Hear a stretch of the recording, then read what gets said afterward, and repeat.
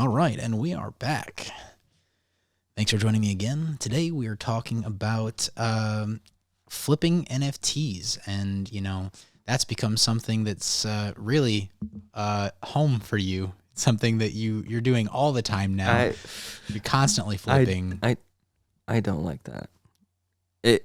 I'm doing it out of necessity.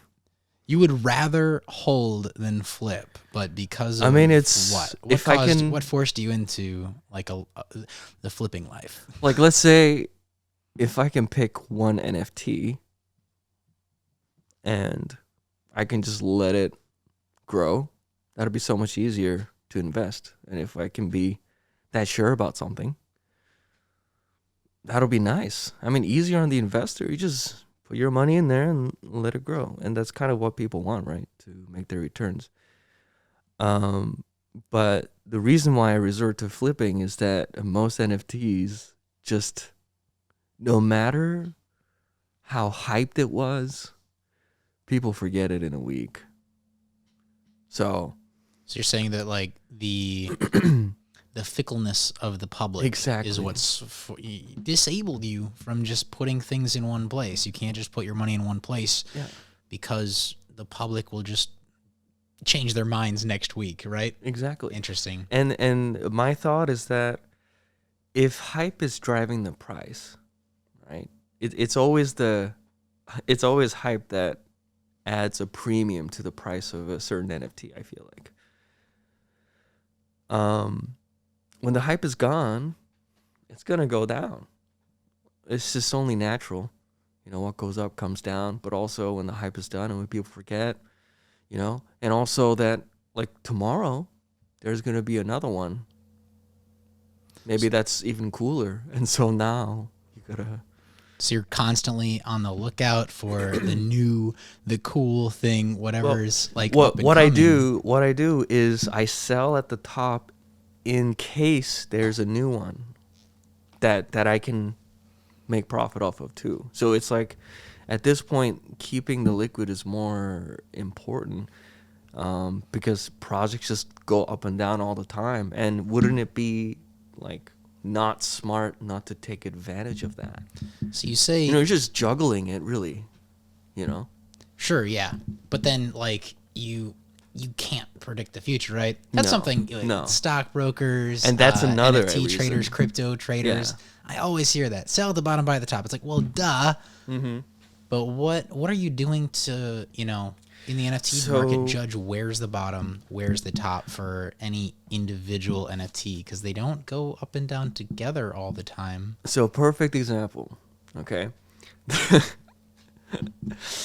It just cracks me out when I think about it. Kevin Punks.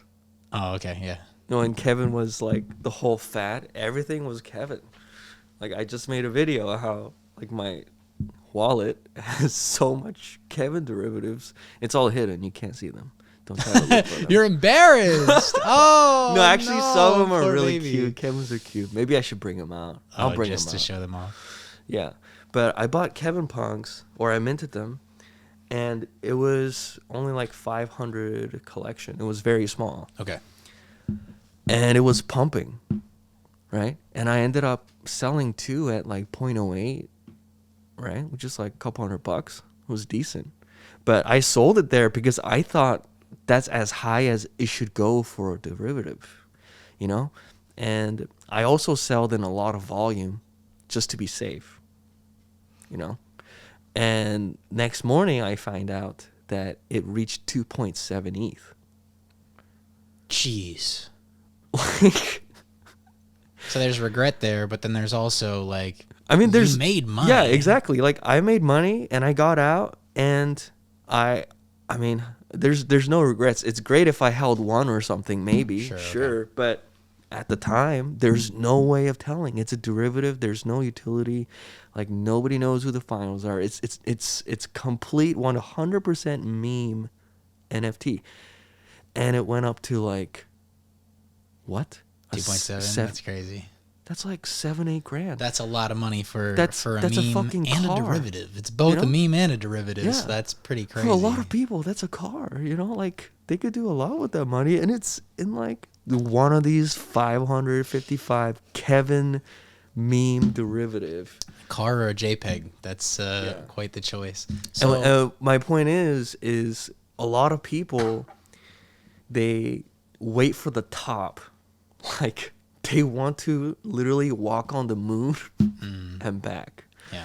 But a lot of times that ends up with you stuck with a bag. I mean, it has happened to me many times for me to actually learn that. Wow, okay. So you brought up a couple really great points. First of all, buying and then selling. We'll start with buying because that's where everybody starts. Yeah. How do you choose an NFT to purchase? What kind of things come into play? Is it alpha servers? Is it kind of tools on the web that you use? Are you watching charts like a day trader or something like that? What tools are you using to decide this one I'm going to buy and this one I'm going to pass on? There's a couple indicators. I do use tools. Okay. It's just when you're using money, it's best to know all the data you can get. So one of the first things I invested was the premium IC tools. There's a free version of that.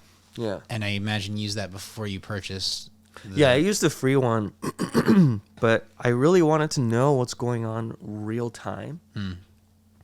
And OpenSea does, real time information, but OpenSea is broken sea. For sure, everybody who trades NFTs. OpenSea is broken sea. It's just like it's so unreliable when you need it to be at those key times, times of high traffic, and so basically I find myself missing a lot of data. I don't really know what's going on. So IC Tools is a more precise tool. Yeah. And for a market that moves up and down as fast as NFTs do, you need that precision. And it also displays things differently. Like, I'm from a crypto trading background, so, I like graphs, but IC Tools showed like, dots of sales. So you can kind of like, it's interesting to see. It's sure. really how you can see the price points where each NFT sells. So it doesn't just show you the floor or just the volume. So is that your kind of the tools on IC Tools? What are your favorites to look at to determine whether or not to buy an NFT? There's a trend section where you can see what's being bought and sold a lot, by volume. And then there's a discover section where you see what's minting. And that's volume. Because you can see volume of ETH sold, or you can like see volume in number of NFTs sold. In number. Number of NFTs sold is a better metric for deciding whether something is going to go up or not. In my opinion, the sales volume really drives the FOMO. Imagine, right? You see something trending, and it's just getting bought a lot, and you're like, oh, maybe it's something good, right? So you look at it. It is good. You try to buy it. Transaction failed. Somebody else sniped it. You try to get another one. You fail again. You fail again. Like, every time you fail, you wanted more. Oh, so you lose money, but you know that it's popular. It's the psyche. Oh, man. It's just a human nature. And like, a lot of it, what's really interesting about like learning is that you kind of like learn from yourself. From your own like failures or successes, both actually. I and it's so effective to learn that way. And I think, I don't know, maybe I'm just getting old. I'm starting to realize certain things. But same thing with literally anything. Like, it could be NFTs, it could be crypto.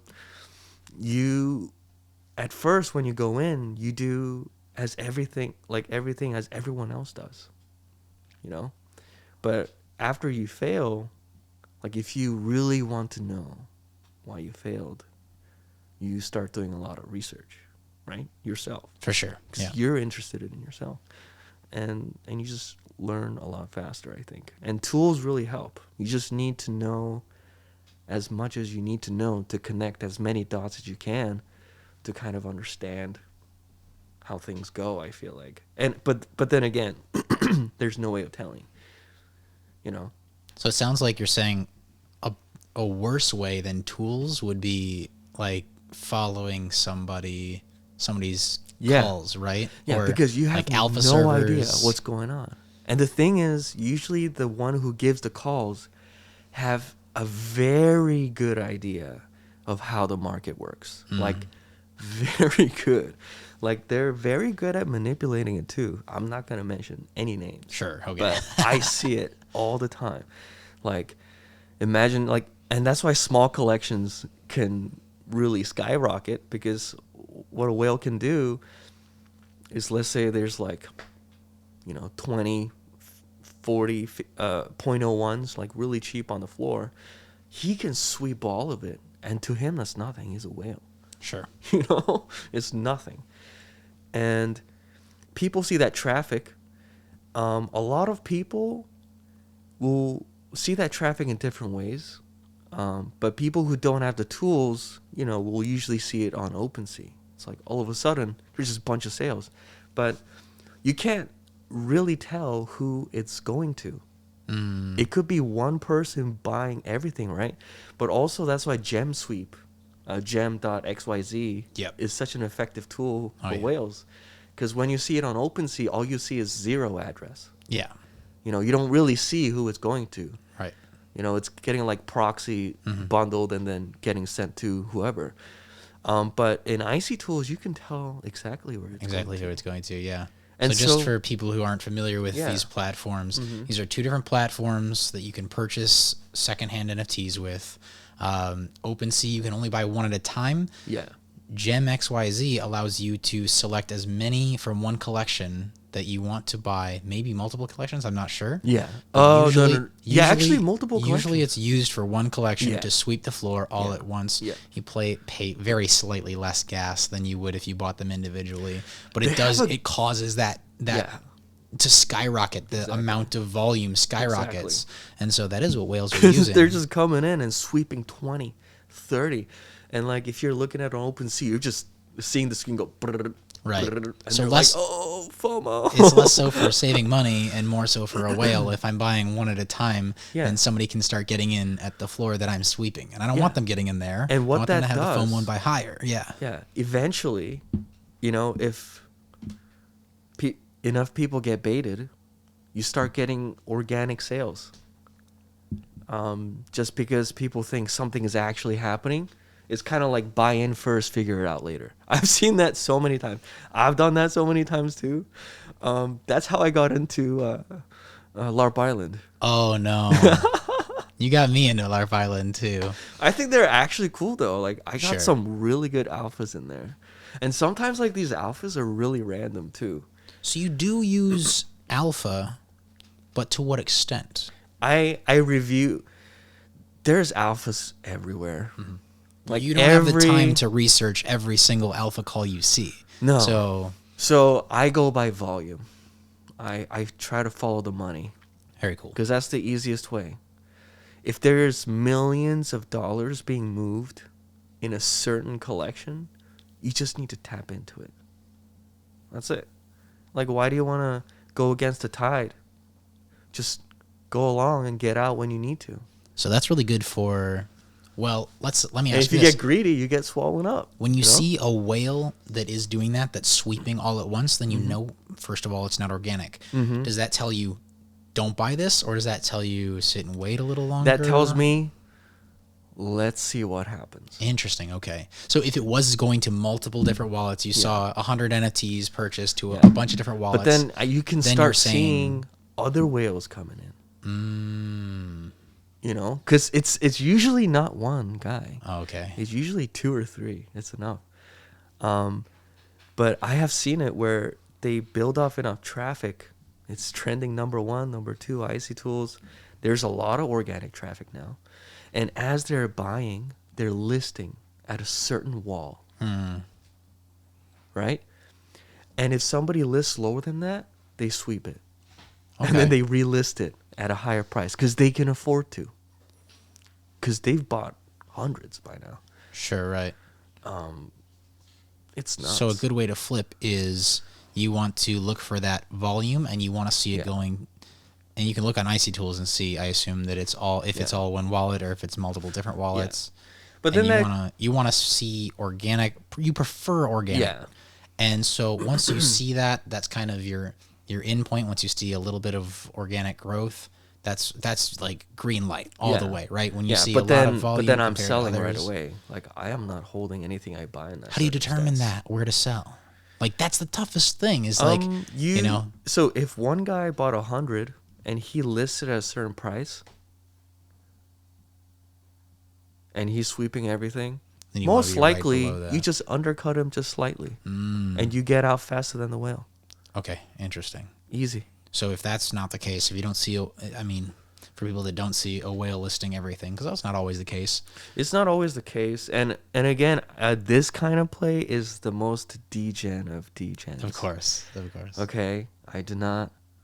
Not your typical situation to do this. If you're faint of heart, because I still have, I've made a lot recently. But I probably still have like buried 1,000 into Kevin's. Not gonna lie. And they're just sitting there. They're just hitting in your wallet. Yeah.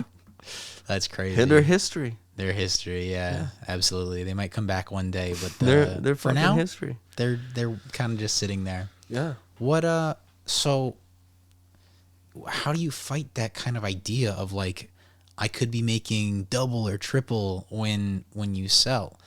And you just said that about, this, Kevin Punk's. Yeah. Like, it went up so much more. You could have made, so much more. Yeah. I saw, I don't know who it was. I wish if I knew, because I can give him a shout out. But somebody wrote, it was like a long Twitter thread, how he made 5 ETH into, I think it was 80, something like that.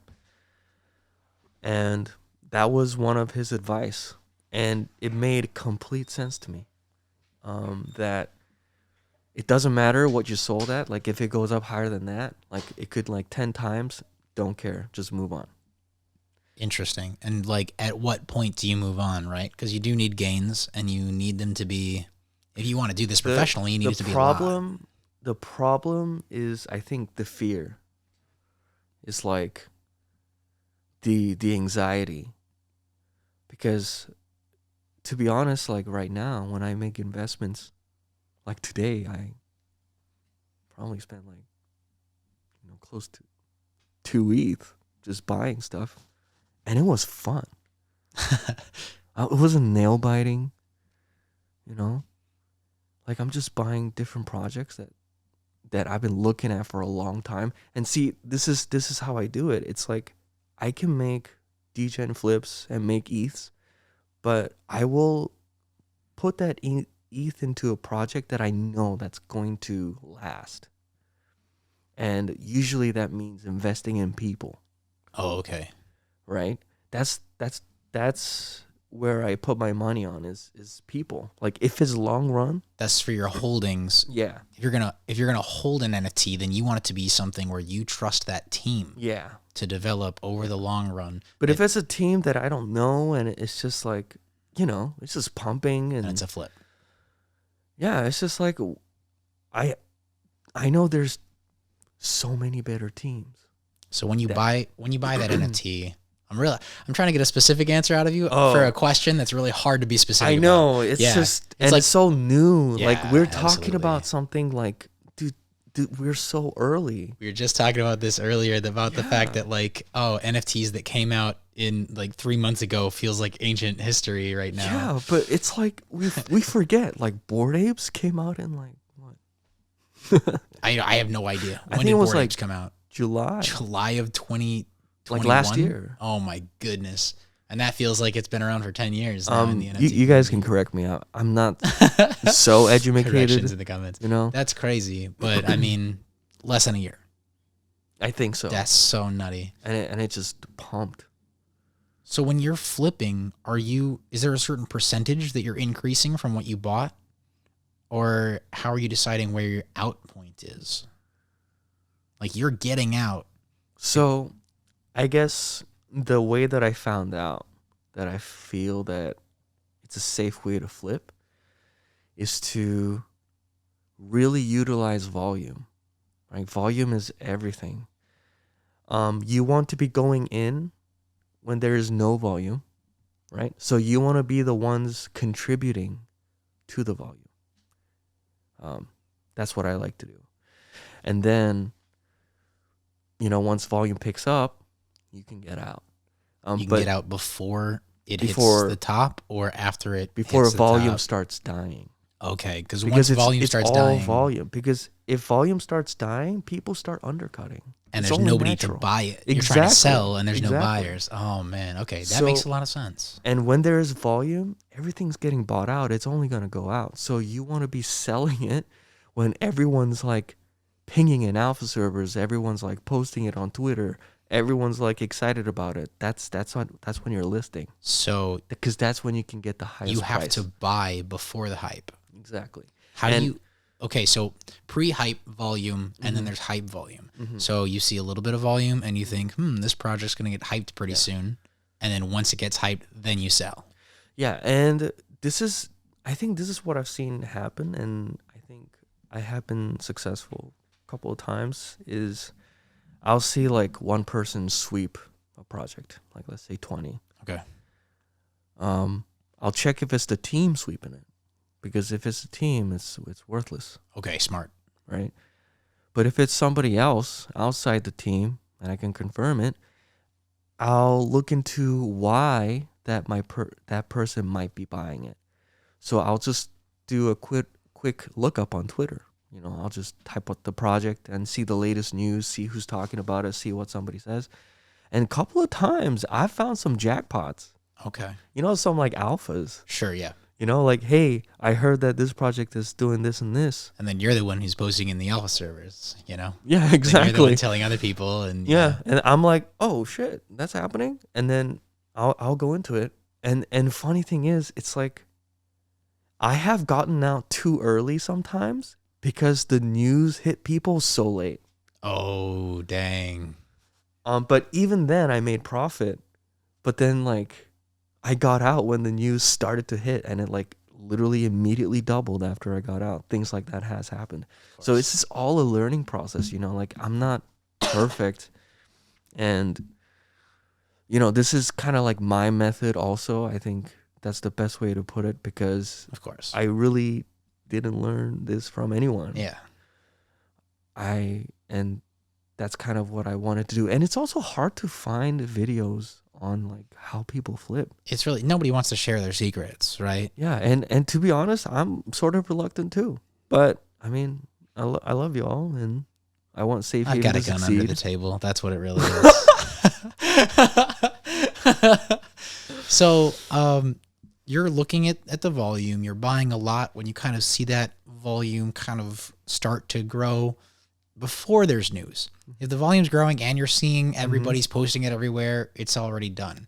But if you're seeing the volume grow without it being posted everywhere, that's your in point. So my question now is like, what are the odds? Like, what are the odds of it actually becoming a hype project? Like, what percentage of your projects actually end up getting hyped, and how many are still sitting in your wallet? Like, I mean, how many to 1?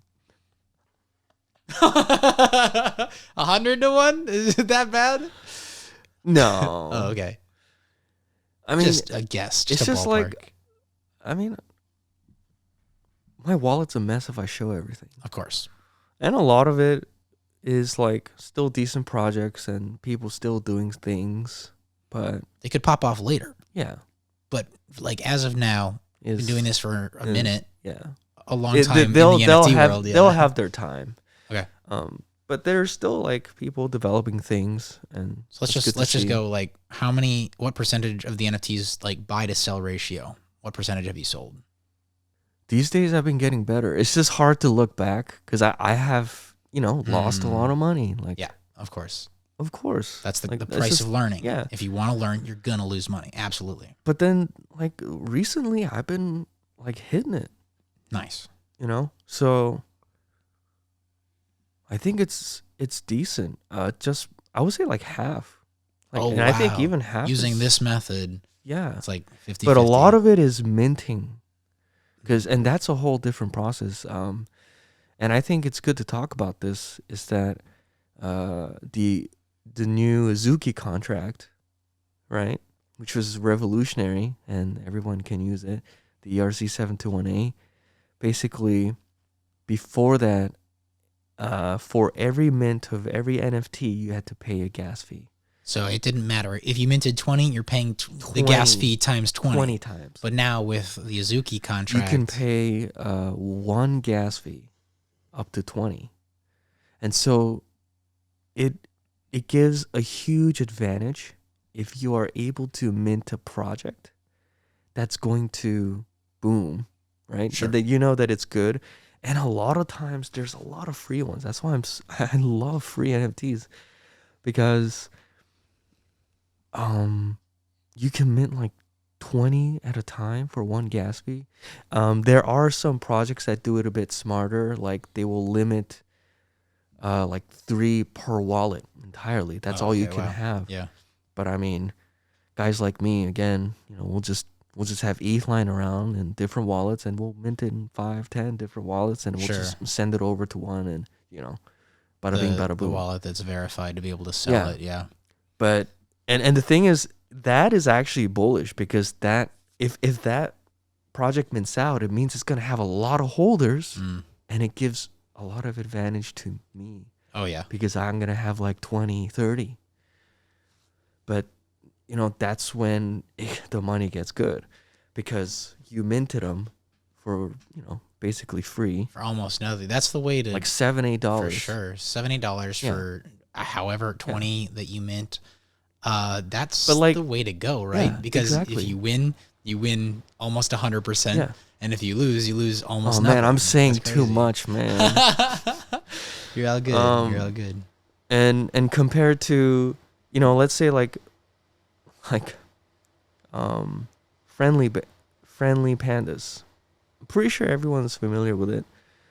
It's been up in the IC tools for a while. Okay. It went all the way up to 0.05, and this is a good example, because regular consumers will have 3, you know, whatever max they got to have, and if they sell that, you know, 3 of them at $20, you know, $30 each, it's not much.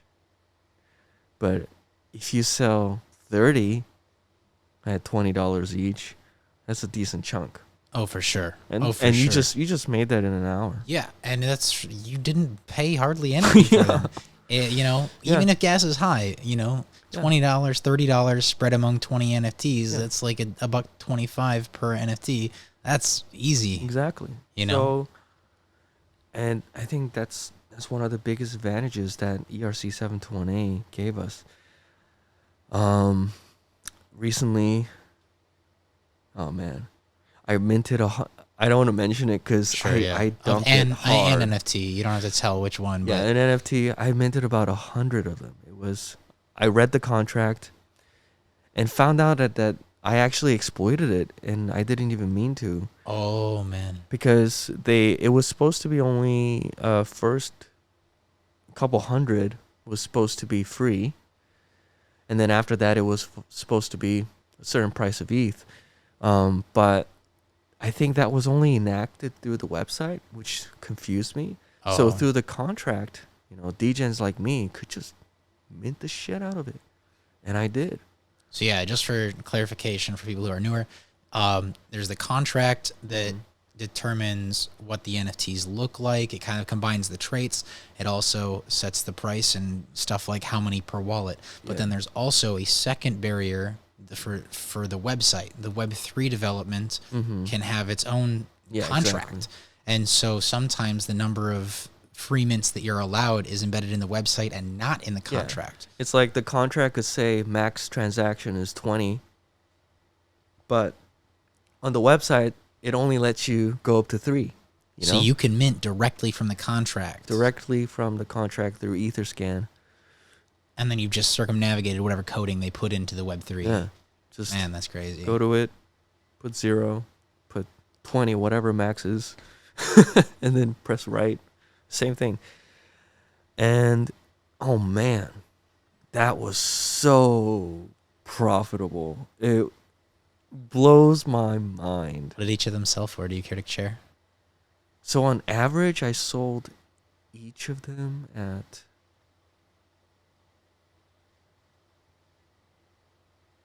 There's no way.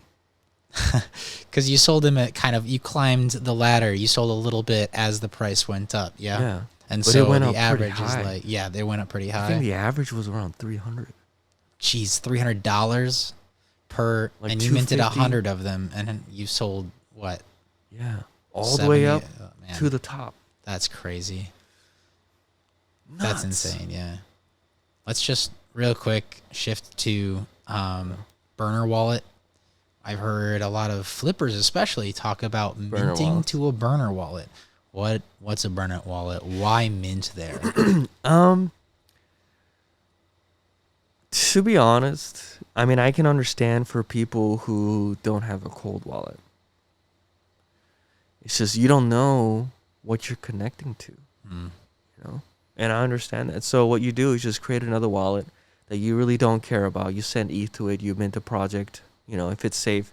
I mean, once you mint the project, you're fine. You can just send that NFT to, you know, your main wallet or wherever you got your OpenSea validation at. But I mean, if you got a cold wallet, if you guys are not familiar with cold wallets, it's a hardware wallet. It's basically the same as MetaMask, but MetaMask has your private keys in your Chrome browser, which is not a very safe place to have your private keys that allows for the transaction to happen. A cold wallet is essentially you can connect it with MetaMask, but your private keys are in your cold wallet, and for you to allow any transaction to happen, you need to physically, you know, input buttons, you know, or some other ones, some touch screens. You gotta physically put in your key code, you know, navigate and accept the transaction on your cold wallet as well as your MetaMask for the transaction to happen. So it's basically impossible for anyone to take anything out of your wallet without you knowing, unless you are the one who accepted the transaction to a scam website. Like, I have heard people, let's say a Discord got hacked and Discord said, hey, mint is live for what? I don't know. But people have FOMO. Oh, yeah. It's such a bad thing. Fear is such a bad thing in business. So, like you're saying, prioritize doing your research over a potential win. Yeah. Like, it's better to just take the time, maybe miss the mint as long as you do your research. It's better than getting scammed every time. Yes, but also sometimes, you know, I YOLO it. Oh, man, a risk taker. Jeez. But the thing is, I have a cold wallet. So it's really hard for me to fuck that up. Okay. You know? Because I check the contract. You know, if there's something fishy in the contract, I probably won't mint it. But I definitely looked at the contract before minting. Like, before I looked at the website, I looked at the contract. Because first thing I want to know is, how many can I mint? Yeah, of course. You want to see if what is the max supply? Circumnavigate. Yeah, what is the real cost? I don't know, a couple other things. And when you're looking to mint something, you're checking to see, you know, can I mint 20? And if I can, is it charging me 1 gas or 20 gas? Yeah, okay. Things like that. And then as you go down the contract, just the lines of code, you can sometimes see exploits. I haven't really seen one that I have minted so far. But I think I have been like somewhat careful. I think it's pretty easy to tell. The only thing that wasn't easy to tell was DoodlDuckz. Oh, really? Yeah. And that was one of the YOLO ones. That was, that I saw on Icy Tools, and I saw it. It was like 0.05. It wasn't like exactly cheap. Like, for me, like right now, what's really funny is right now I would not mint that. You would never mint that now. Yeah. But you minted it then, and that's turned out really well for you, you know? Yeah. I mean, that's a stellar community. Dude, the best people in Ducks. And it's so funny because I see them in big servers all the time, right? But nobody really knows us. Yeah. Somewhat, but we all know it's like the secret, like, little duck club. Yeah. Following each other around into whatever projects we're It's leading or kind of admitting awesome. or modding. Yeah. Yeah. And what a gem that community is. Really when did not you expect talked that. earlier about like if you're going to hold something, it's because of the founders are really knowledgeable in what they're doing. Exactly. And they have like complete WAGMI vibe, right? Yeah. Like we're gonna make it like together. And we've seen that in focus in the Duck educating server, people also. And this is probably why we're doing this. For sure, yeah. You know? Yeah, and Duck server has, I mean, a good founder and a good community is kind of, if you're going to hold one, that's why you're going to hold it. Yeah. And you get both in Ducks. We've seen I got a forever duck. I mean, a forever duck. Yeah, I have a forever duck that Roxol did a background for. Oh, yeah. It's beautiful. Roxol is just another member of the Ducks community. That's, these guys are just always looking out for each other. All legends. Man. So yeah, if you're gonna hold one, you're not looking at the price then. You're not caring if it goes down or up. No. You're only caring about the community that Here's the thing. Become a part of. The people are worth it, right?